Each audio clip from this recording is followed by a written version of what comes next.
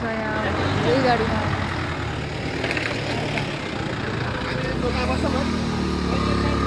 मान्छेहरूको यति भिड छ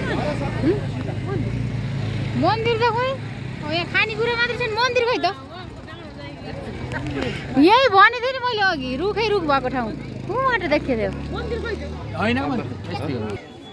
कति अझै मान्छे आधी मान्छे त आएकै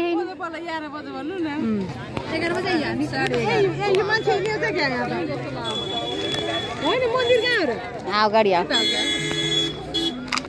हामी अब यहाँ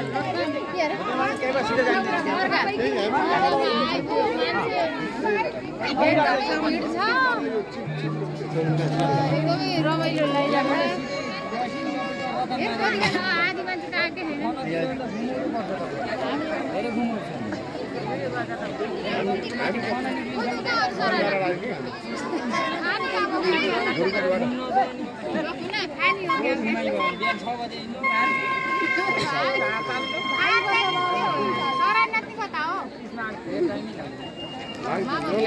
त्यही भनेर त्यो बाटो अहिले नयाँ बाटो हाम्रो सोध्दा सोध्दै टाउको यहाँ ट्राफिक पुलिसहरू हुनुहुन्छ